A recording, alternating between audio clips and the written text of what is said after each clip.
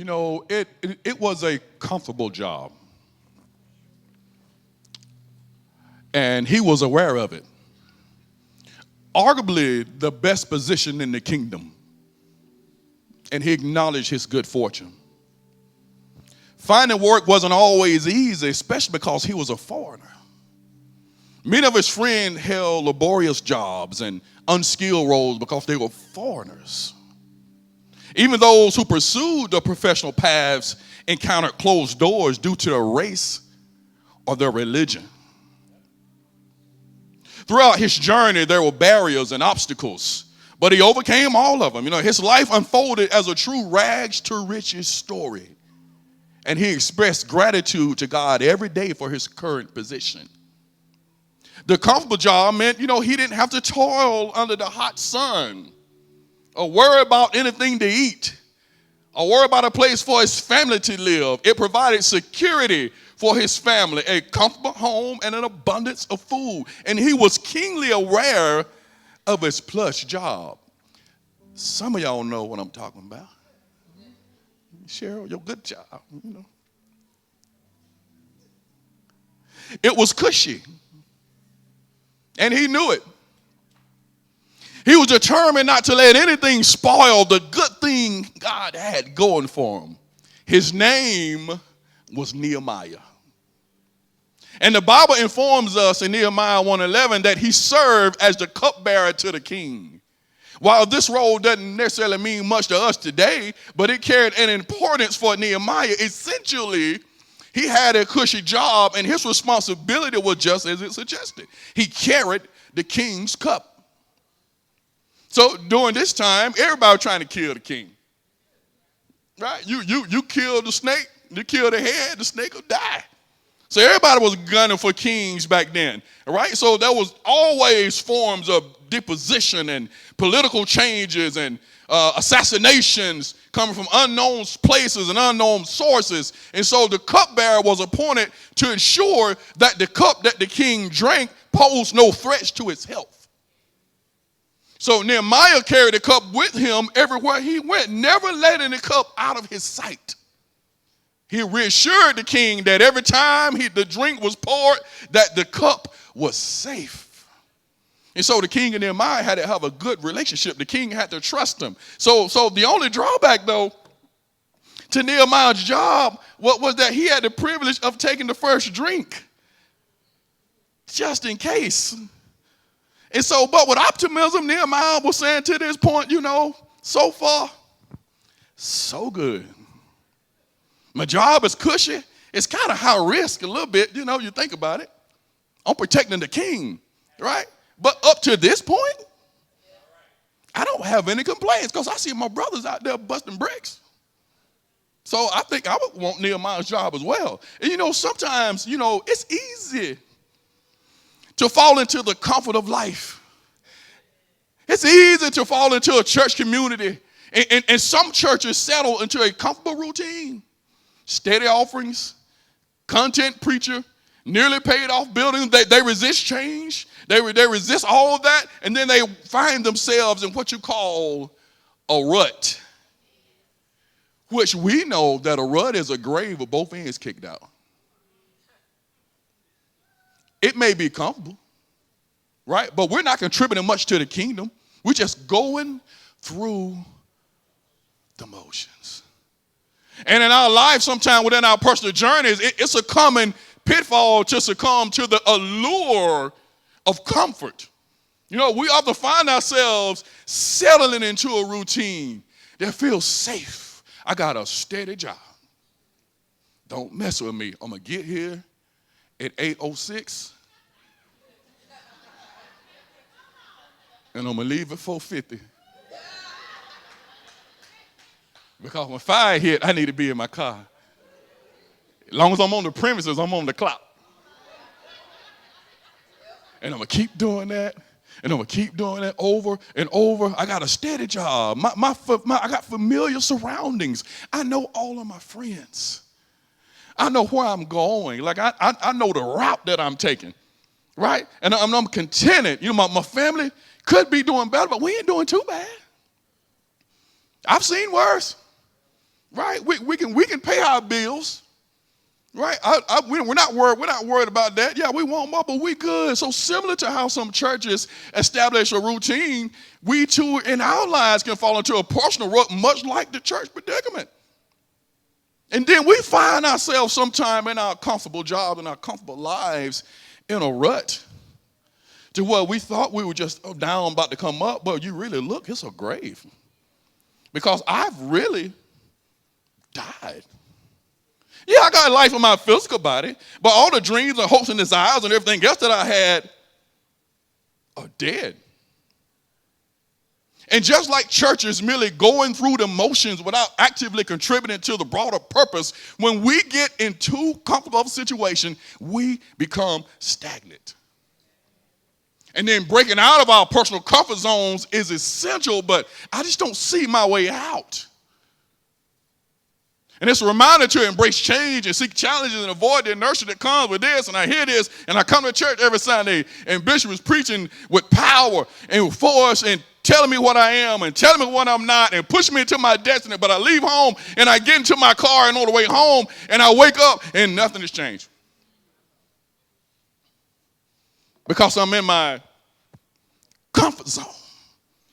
This is what Nehemiah was, man. Nehemiah was born in exile. I won't go over the whole background because you were here last Sunday. You should know it. If you wasn't here, download the app. It's on there. So we won't go through all that. But Nehemiah was born in exile. And then one day, an interruption entered into Nehemiah's comfortable little life. His brother, returning home from Jerusalem, casually mentioned the condition of what was going on. Let me get Nehemiah 1, verses 1 through 4 up there. Nehemiah 1, 1 through 4, the words of Nehemiah, son of, I said last week, his daddy, Hakaliah. In the month of what? Kislev, in the 20th year, while I was in the citadel of Susa, Hananiah, one of my brothers came from Judah with some other men. I questioned them about the Jewish remnant that had been survived in exile and also about Jerusalem. They said to me, listen, those who survived the exile or back in the province are in great trouble and disgrace. The wall of Jerusalem is broken down and its gates have been burned with fire.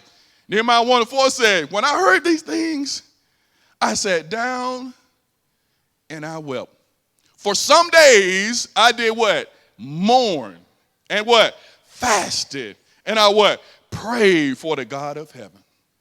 Now, let's dig into it. Nehemiah wasn't really, this just me. I'm using some liberty now.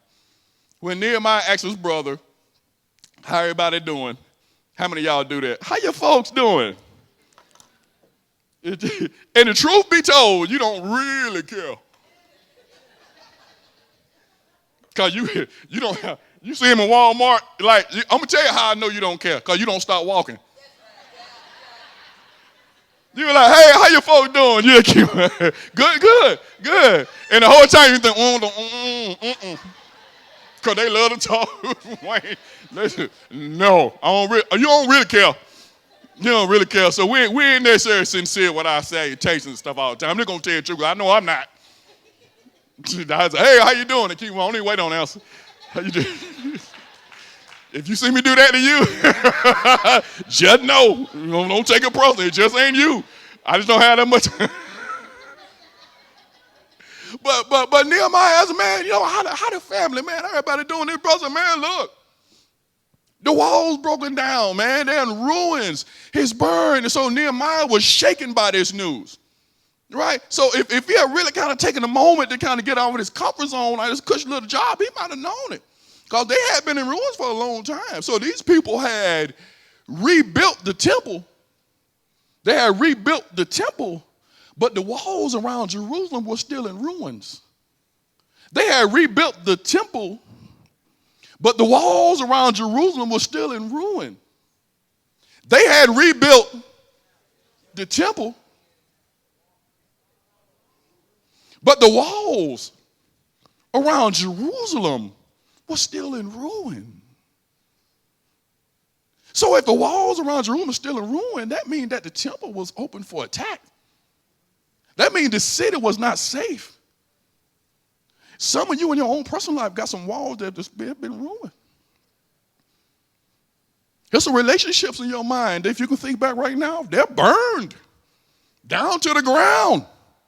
Some of them you need to get a bulldozer and get it on out the way, but some you might need to go back and revisit, especially if it was your fault. And those walls can be rebuilt. So Nehemiah's concern turned to prayer. And so Nehemiah, for a long time, I want y'all to be listening now. For a long time, Nehemiah prayed and he fasted. And what else did he do? Mourn. But Nehemiah's concern for his people turned him now at this point from this once happy-go-lucky cupbearer into an individual that was downcast. So let's look at Nehemiah chapter 2, verse 1 through 4. It said, in the month of Nisan, in the 20th year of King Artaxerxes, it said, when wine was brought to him, I took the wine and gave it to the king.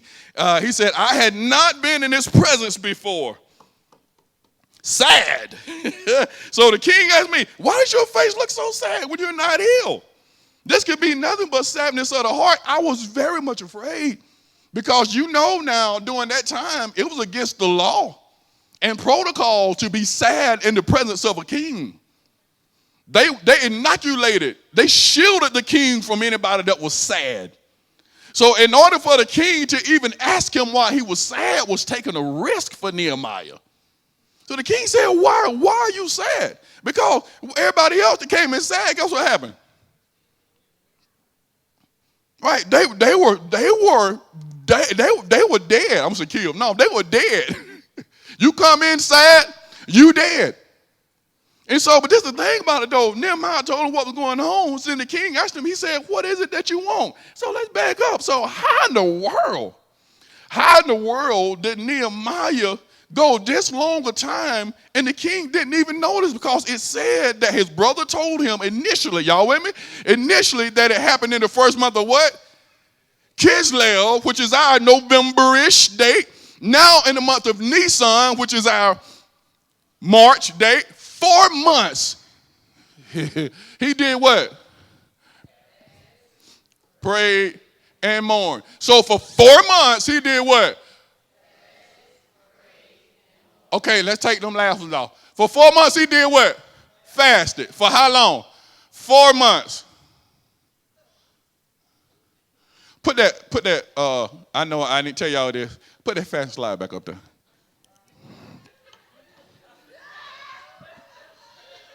Who better, Jane? I'm sorry. I'm just saying. Take my leg. He fasted for how long? 4 months. So okay, I'm any math teachers in here. Most months have 30 days. So how many days is that? 120. So he fasted and prayed for 120 days. Not because he could get something from God, but because his people could get something from God. So if he could go for 120 days of fasting and 6 o'clock a.m. prayer. Oh, I'm sorry. That ain't in the text. I thought I saw that in the text. I'm sorry. I didn't see that. You can go back to the thing. I'm sorry. Yeah, no, that's on the slide. I thought I saw that in the text. So for 120 days, he fasted and he prayed and he mourned and he didn't complain because up to this point, the king didn't even realize that he was depressed because he had realized how to figure out how to do something. He had figured out how to manage his emotions. So what you mean by that? Well, he had figured out how to not to let his feelings be his guide. Well, okay, you got to give me some more on that. Well, some of us want to show people stuff. No, you don't cross me like that. Think I am? I'm from the west side. What that little thing? I'm from Shavertown, Andalusia. What is drink? I'm from Bruton, cross the track. No, you don't try me like that. You must don't know who my mama is. And so when someone makes you upset, your first inclination is to act. Or when someone makes you sad, your first inclination is to act on that. Or even when something positive happens, your first inclination is to go with my feelings. But your feelings and your emotions can lead you to destruction. Because really, I'll honest with the 9 o'clock. Really, I don't feel like eating potatoes and fruit for 12 hours. I'm hungry right now.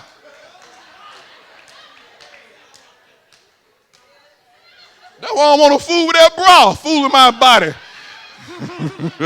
I'm gonna fool it.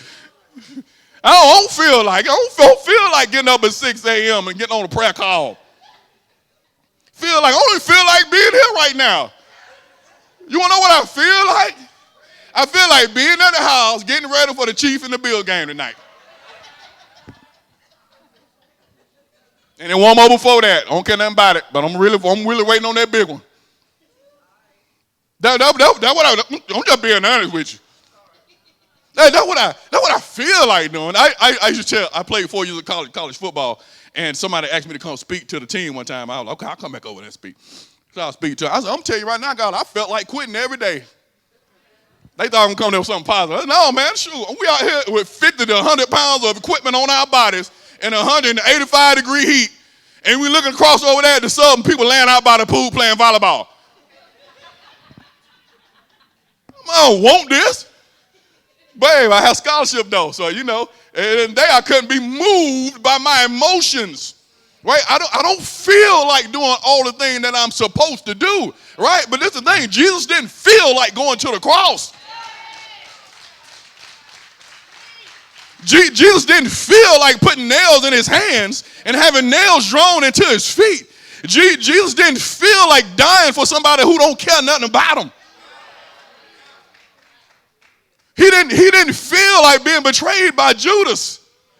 Jesus was good in heaven with God. The Son was there. I got to go where? And I got to die for who? Them jokers? God, they can't eat fast for 21 days. What we studying them? Shoot. I don't feel like that.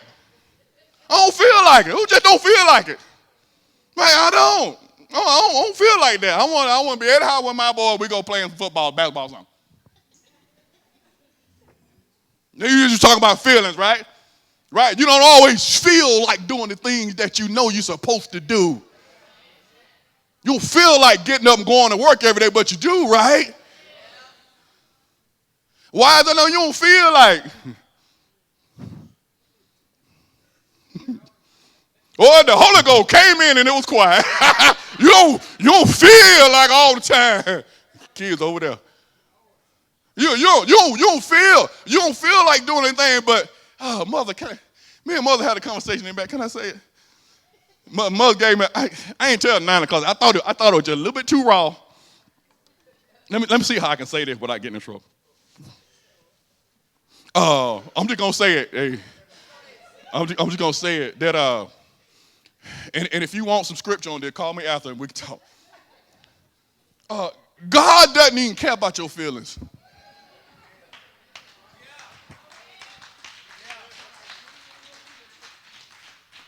I know I'm gonna get them. I'm gonna get some messages. I know.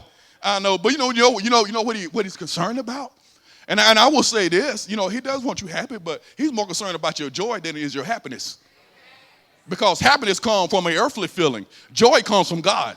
So if it takes you being upset, if it takes you being mad, if it takes you feeling alone by yourself in order for you to become more holy, guess what? Welcome.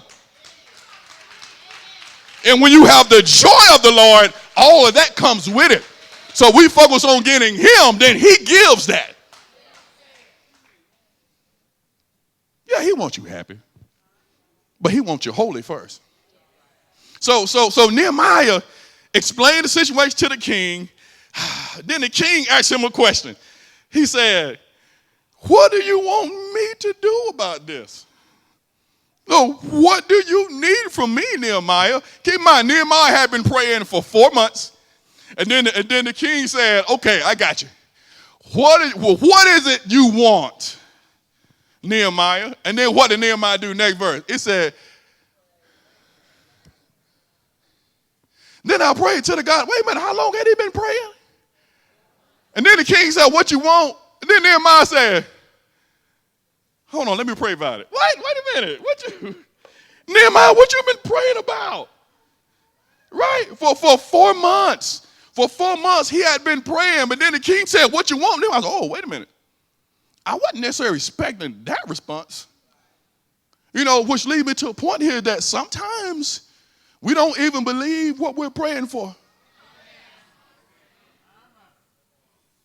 Sometimes we don't. I told him at 9, you praying for $1 million, what you going to do with it? You open your account, and God drop you $1 million, what you going to do with it? Somebody said, I'm going to leave that thing in there. Shoot, I'm going to look at it. And I told him earlier, the FDIC don't guarantee but $250,000. So you don't need to have no more than that. Then what you going to do with the rest? Give me a quick answer right now. What you going to do with the rest?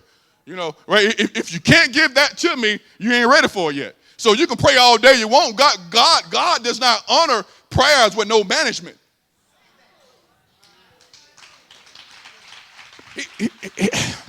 He does not give you what you pray for. He gives you what you pray for that you can manage. So king said, what you want? He said, man, let me pray about it. I'm sure the king like, okay, bro, I thought that's what you've been doing.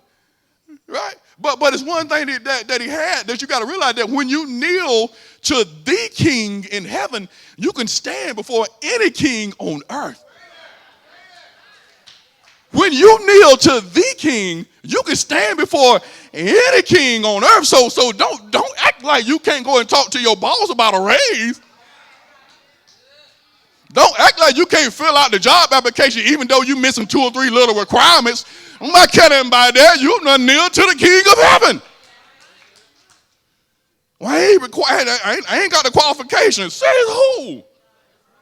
He going to take you 30 minutes to submit. Only thing they can do is tell you yes or no. But I tell you what, you don't apply, get what you're getting. So here he was, prayed, and y'all know my dad that came here.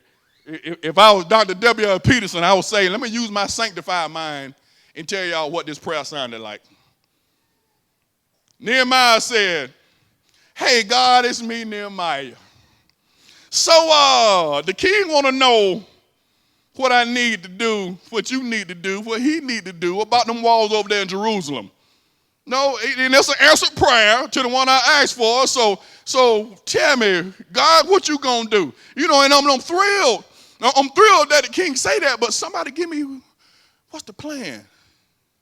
You want me to get a mini vacation? Okay, that's good. That's good. Sure, a break sounds fantastic, but you want me to? Oh God, wait a minute. Okay, so God, that was exactly what I was talking about. Oh, you want me to do it? I mean, Hannah, my brother, the one that told me about it, God, get him. God, I don't know what a hammer is. I ain't done nothing but hold this cup. All I know how to do, God, is hold a cup and test this wine. Can we send somebody else for this mission? God said, nope, it's you. You ever find yourself having a conversation with God? It's like, hey, God, I need you to call somebody else to handle this. And then God out of nowhere hits you with a response like, no problem, go for it. Right? It's like you were expecting this divine delegation to come. But instead you get this heavenly nod for God. So, okay, go ahead. Or how about, y'all remember Carlton? Fresh Prince. Big guy, hey, big guy. Hey, big guy, the church need some money for a new location and a top-notch facility for the kids and community and all that. Do you mind chipping in, God? God said, it didn't hit God hit you with. I provided it already. You remember last year you prayed for that bonus? And you got that bonus? That's what that bonus for. Then you say, now God, I was thinking along the lines of somebody else. Now he ain't talking about my bonus. He ain't talking about my bonus. Right. Or here we go. It's a bit like seeing that you know we some volunteers for the youth in the back. Right, Jessica? Well, somebody ought to go back there and help all them 85 kids to be there on Sunday falling over each other.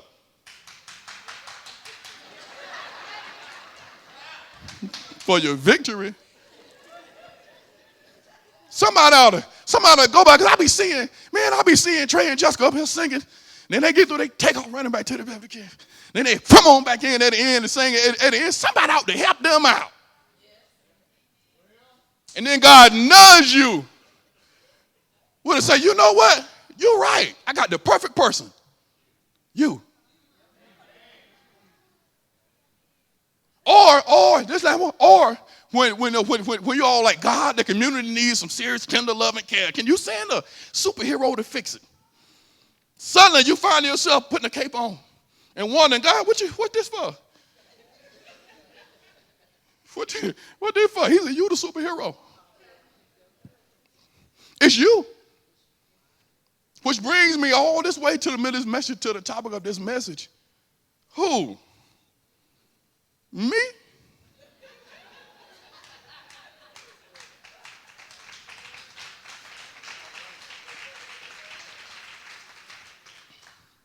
Who? You talking, wait a minute, God, you got your lines crossed somewhere. You must be talking to them deacons or elders or administrators or greeters or singers or somebody. But you talking about me? Well, let's look at verse 6. It says, then the king with the queen sitting beside him asked. He said, how long will your journey take and when will you get back? It pleased the king to send me, so I set a time, and you should leave such a mark of excellence and dedication that your departure leaves a void. When you're not at work, when you're not at church, when you're not at the family gathering, there should be a void. Somebody say, where they go? And when they coming back? As opposed to them trying to say, I'm glad they ain't here today. We ain't doing nothing. Right? Oh, I'm glad they're gone because all they do is keep a mess. Your void, your absence should leave a void. Other people should inquire about your comeback. Right? Driven by the impact that you made and the value you added. So verse 7 said, so he getting bold now. So he done prayed the second time. So here Nehemiah getting bold. Verse 7, he said, I also said to him, or keep in mind, let's back it up first of all. Let's back it. He said, if it pleased the king, see, he still, he understands protocol. Right? He understands, so he wasn't being ruled by his emotions so he could come to the king with this. And let me back up. Sometimes you can be ruled by your emotions to the point to where it'll cause you to miss out on a blessing. I really, I'm too rude with stuff sometimes. The one be say, you just ain't got no kind of tact. But I'm gonna say it. Look, I get tired of people telling me how they feel sometimes. But and this is my first response: quit. I know that's cold-blooded right there. I know that cold-blooded. When folks complain to me about their job, I say, you got an option. Well, what's that? Quit.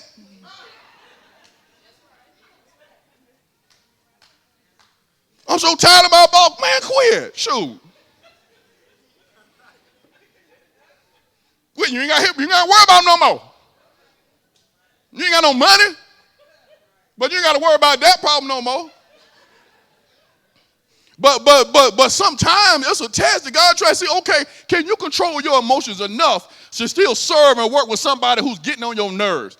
Because that's going to be the same person that you're going to use to go to the next step. All you got to do is bear with me about 6 more months. I'm going to bless you, and I'm going to make you his boss.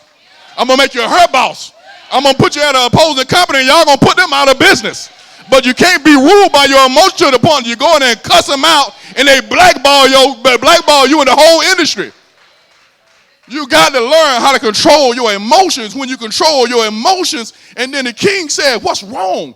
Then he says, what can I do? So Nehemiah said, okay, well, since you asked, that's what I need. Verse 7 says, I also said to him, if it pleases the king, may I have letters to the governors of Trans-Euphrates so they will provide me safe conduct? He said, I need a letter to Asaph, keeper of the royal park. I need some timber. Right? He need all that kind of, and because the gracious hand of God was on me, the king granted my request.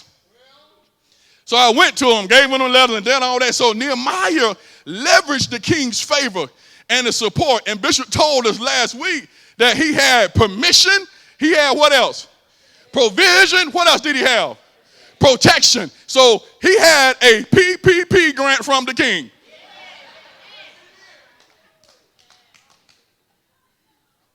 He had a PPP grant from the king. So he go with his letter. Oh, I got my wood. I got my stuff for my gate. And I got my stuff for protection.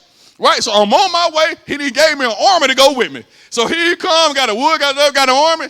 Then he get over there around Jerusalem. And here come who? Oh. Here come the haters. Told y'all about them haters earlier now. Told y'all about them haters earlier. Give me verse 10 and we about done. Verse 10. Verse 10. It said when old Sanballat, well, he got old hater name, don't he? He got old hater name. Look at that Sanballat. That could name him George or something. Just Sanballat. When old Sanballat, the Horonite, and Tobiah, the Ammonite official, heard about this, they were very much disturbed that someone had come to promote the wellness of the Israelites. Someone had come to promote the wellness of the Israelites. You got mad because somebody else about to get it good. And this was covered last week, but just know that whenever you're doing God's work, you will have opposition. And actually, the opposition is a sign that you are in God's will. Come on now. Come on now. You gonna have haters. And I told him last Sunday, and Jackson got on to me, y'all. Jackson came back there between service. He said, Daddy, I want my plane. And so, Bernoulli's theory of flight, if we can get up there, says that if a fluid flow speeds up, there is a pressure drop. Air acts just like a fluid. For aviators, this means that if the air is sped up above a wing, then there is a lower pressure above the wing than below. Who fully understands that? I did not the first time I read it. Let me break it down. I'm from Elba. We had no public education, so let me break it down. It basically says that in order for a plane to fly, in order for a plane to leave the runway, in order for it to fly, that the pressure under the plane has to be more than the pressure above the plane. So the pressure under the plane has to be more than the pressure above the plane. And the more pressure there is below the plane, the higher the plane gets. So here I am talking up to my haters when they are beneath me. And so the more haters that I have beneath me, the more hate, guess what? I go a little higher. The more haters I have, guess what? I'm going a little higher. The more haters I have, guess what? I'm going higher. So please, God, give me some haters. Please, God, give me some opposition. Please, God, give me that thing, God, that gets on my nerves so much so because I can't fly unless I got somebody that's about to lie. I can't, God, give me some liars. Give me some backbiters. Give me some folks talking about me, God, because I want to fly and I can't fly unless I got somebody about to lie.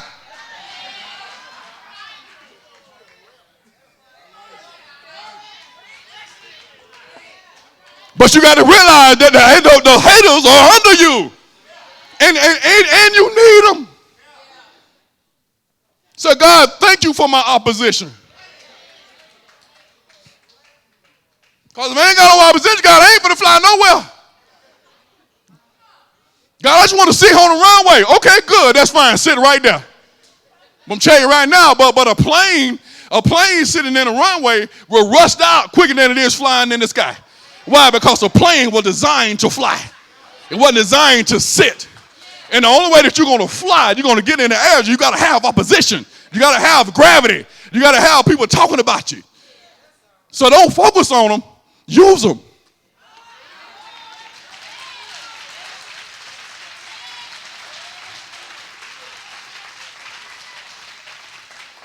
The Bible says that he prepares a table before me.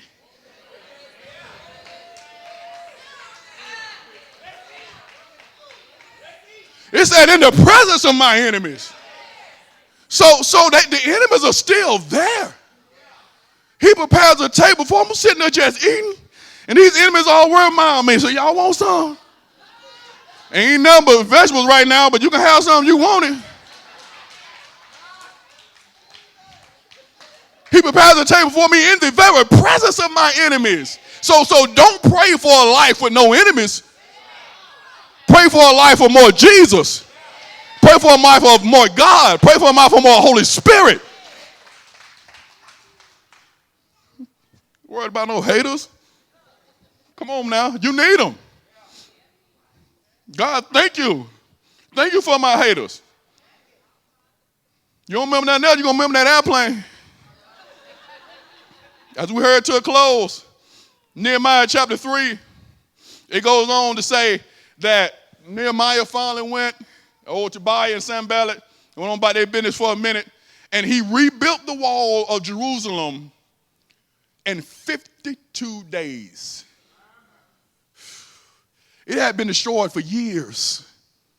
People were sitting right there at every section of the wall. And then this is what I like about it right here. The people that rebuilt the wall were priests, goldsmiths, merchants, which are store owners. But despite that, the fact they didn't have any expertise, they couldn't work like you, Antonio. They didn't have them skills, right? You didn't have any of them people. You had real common people. Like everybody in here. If you're not a country, you're a teacher or you work in the plant, well, that's who they use. They used us, right? But everybody worked on the specific section of a wall. And if you get time, go back and read it. They worked on the part of the wall where they were already living. And if you go down through chapter 3, it says the word next to 16 times. So this group of people work next to this group of people. This group of people work next to this group of people. So in chapter 3, 38 individuals and 42 groups were mentioned. Nehemiah's name is not mentioned one time in chapter 3. God, let me call Bishop about this. Nehemiah's name wasn't mentioned one time in chapter 3. Well, let me see. Somebody go to the hospital because I heard so-and-so out there sick. His name wasn't mentioned one time in chapter 3. Nehemiah's name was not mentioned one time in chapter 3. Not one time. And then that's what I want you to do that, to think about is that even though Sanballat and Tobiah was dead or dead now, their spirit may not be.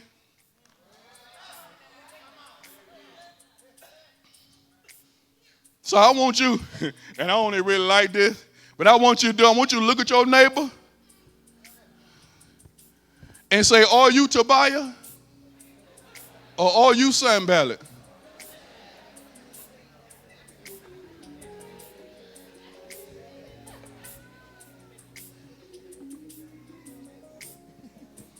Because although they are not here today, their spirit is still amongst the body. Oh, we're not crazy. We're not crazy. And I'm going to tell you how you know that Sanballat and Tobiah's spirit is still in the body. You ever heard anybody say that? I don't know. What they just built that church. What they trying to build now?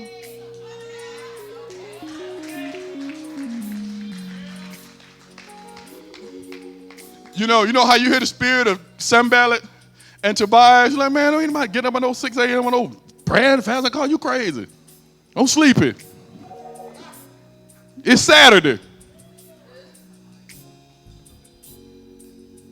So Tobiah and Sanballat's spirit may still be here, but I want you to realize something that, and we love you too, Stan, because we need them. We need them. And I should have gave this, and I gave it at the end. I should have gave this warning to the visitors that, like, this a greater faith message. So y'all just kind of listen in. So if you pick something up, good. But, you know, all that straightforward stuff, that's for the house. And you the house today, though. So you may be building some in your life. and so we are many members. You know, we started small. We're many members, and we need a team. You know, we have, and lady said, the vision that God has given our leader is lofty. It's lofty. It has never been done in this part of Alabama. The vision is lofty, but we need a team to do it. Like what we do. Like we need a team. And of course we need your resources. Lady mentioned that. Of course, ain't nothing free. But more than that, we need your commitment. Right? We need your commitment. I want to harp on this too long, but I'm looking at the numbers on the prayer line. Boy, okay, 50 something on the prayer line. 50 something, 52, 53, 54. Then Saturday come, that sucker drop down to 36. I'm like, God, what the people ain't got to work on Saturdays? The guys, you know what? I got them. But if we're going to do what God says do, we need full buy-in from everybody. From everybody. But this is the thing, we can't do it. We can't do it with 20% tithers. No, we can't do it with 20% commitment. We need full buy-in, and we can't do it if we focus on Sanballat and Tobias. We got to use them. We got to use Sanballat and Tobias, because at the end of the day, the church is not a spectator sport. One of the worst things that I hate when I was playing ball was sitting on the bench. I never did a lot of it, but when I got hurt, it killed me. God, if I'm going to come to the game, I got to be on the field. Ain't nobody sitting on the bench. Who? Come on now. Well, so sitting on the bench is coming in, getting what I need, leaving and coming back, doing the same thing week after week after week. No, let's get in the game. Who going to get in the game? Right? Who going to get in the game? And this is the thing. This is the thing. We can do it if we do it together. And God, do y'all even understand that when the people was building the Tower of Babel, they were being successful, even though it was an evil thing they were doing, but because they were together, God said, I got to come down and confuse the tongue, because if they are together, there's nothing they can't do. Imagine what we can do if we are together, wanting to impact the kingdom of God and impact the community. It blows my mind sometimes when you get a glimpse of the vision, what God is going to do through this ministry. And I'm just grateful to be a part of it. But if you can put Nehemiah 2:20, last thing, Nehemiah 2:20 up there, it said that the God of heaven will give us success.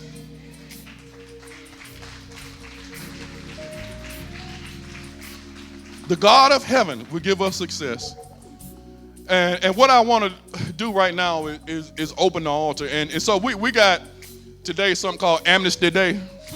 I just made it up on the spot, lady. We're going to have a holy Amnesty Day today. If you haven't been giving 100%, and this is everything. This is your time. This is your talent. This is your time. Well, we got an amnesty day today. You haven't been fasting the first 7 days. Well, we're gonna shrink your order to 14. It's an amnesty day. We don't care anything about that here. This ain't that type of church. We don't care. But what I want to do right now is open the altar to anyone who really feels, when I say who, me, you felt that. Like you felt God speaking directly to you. And God has been speaking to you throughout this whole message, saying, okay, he's talking to you. And when you were saying somebody need to go to the altar, guess what God is saying?